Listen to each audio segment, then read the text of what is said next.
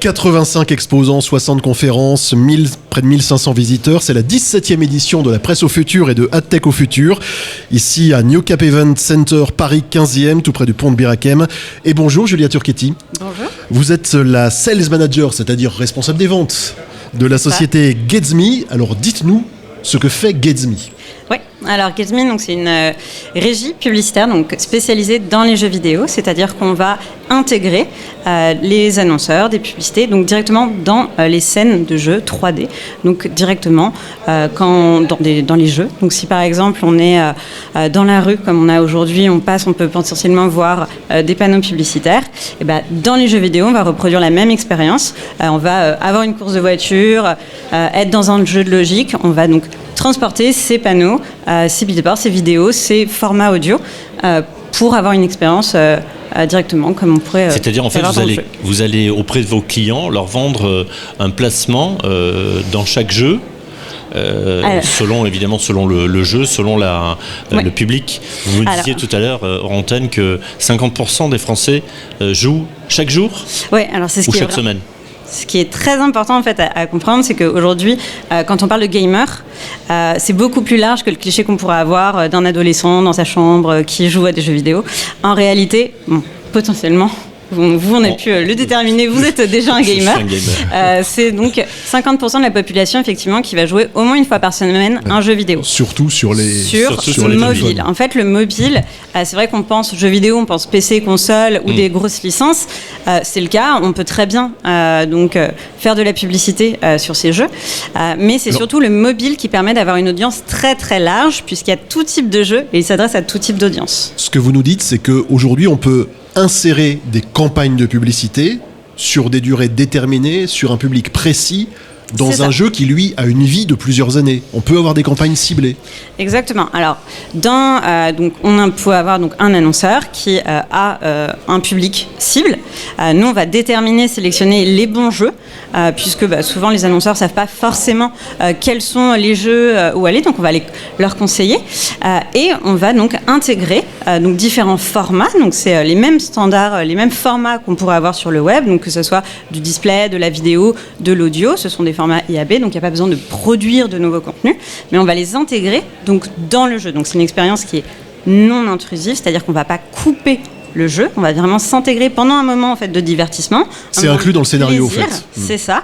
Donc quand on est justement dans sa course, quand on est en train de faire son puzzle, quand on est en train de construire une petite maison dans un monde fictif, on va avoir des panneaux, une vidéo, un fichier audio, un son, une annonce audio qui vont se déclencher. Mais ça, c'est valable pour les jeux qui sont en ligne. Pour les jeux que l'on va récupérer et qui sont déjà téléchargés, vous ne pouvez pas intervenir. Sur des cassettes, tu veux dire? Alors du coup, il n'y a plus de...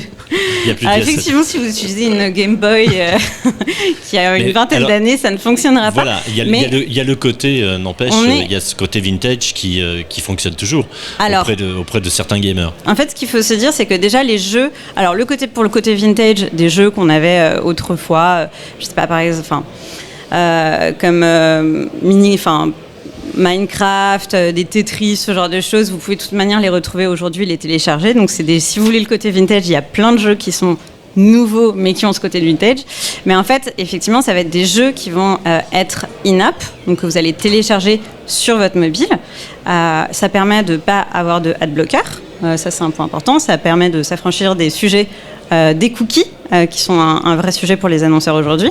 Et une fois que c'est téléchargé, en fait, on va pouvoir... vous attendre, vous toucher par cette publicité. Donc vos clients, ce sont les annonceurs. Les développeurs de jeux, eux, ont intégré finalement de l'espace dans leur jeu. Et comme pour eux, c'est un moyen de rémunération supplémentaire aussi, au-delà de la vente du jeu. Alors, c'est ça. Il y a deux équipes chez GetsMe. Il y a une équipe qu'on va appeler donc, l'équipe Supply, qui va être chargée justement d'aller être en contact avec des studios de jeux, intégrer notre technologie, et une équipe chargée donc, des annonceurs pour la mise en place de leur campagne. Vous êtes basé à Paris, pardon? Alors, allez-y. On est basé à Paris.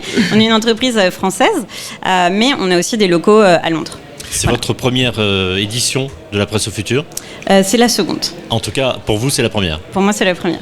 L'idée est venue des éditeurs de jeux ou de la régie qui a proposé cette idée comme revenu supplémentaire aux éditeurs de jeux? En fait, c'est peut-être un peu plus complexe. La publicité dans les jeux vidéo, elle existe déjà depuis de nombreuses années, puisqu'en fait, c'est un moyen d'être rémunéré, puisque les jeux sont souvent gratuits. Alors, quand on parle des jeux mobiles, ils sont arrivés il y a un peu plus d'une dizaine d'années, mais comme ils sont gratuits, il faut qu'ils aient un modèle de rémunération. Et bien donc, sûr. Ce qui a été copié, c'est le modèle qui est présent sur le web, c'est-à-dire des bannières qui étaient au-dessus, en dessous, ou ce qu'on appelle des rewarded vidéos, donc qui viennent couper l'expérience de jeu.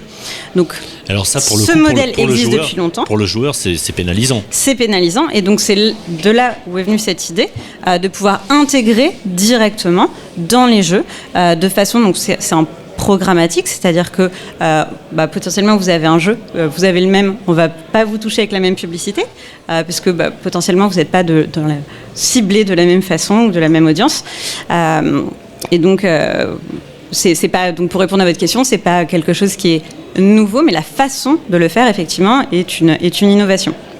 Et si je peux ajouter un point, je vous en prie. C'est sur justement la technologie. On a mis, nous, donc on est les derniers à avoir avancé donc, sur ce marché, avoir lancé donc, cette technologie, parce qu'il y a un point qui est très complexe à développer, c'est le clic dans les jeux vidéo. Donc aujourd'hui, quand on fait des campagnes sur le digital, le clic, c'est un gros sujet, mais dans les jeux vidéo, c'est très complexe à faire, puisque quand on est en train de jouer, on touche forcément son écran. Et donc, si on touche ailleurs et qu'on n'a pas envie d'être redirigé, on est coupé dans son expérience. Donc, pour pouvoir créer cette expérience et cette interactivité, on a développé donc, cette technologie pour mesurer en fonction du temps et de la pression sur l'écran pour rediriger vers une landing page, télécharger potentiellement une application, être dirigé pour souscrire un abonnement, ce genre de choses. Ça, c'est vraiment un développement technique, en fait. Exactement. Mais ça fait une énorme différence pour créer cette connexion entre les joueurs. Et vous avez des développeurs pour ça? Oui, on est une équipe de développeurs. Vous avez combien de collaborateurs Aujourd'hui, on est une vingtaine. D'accord.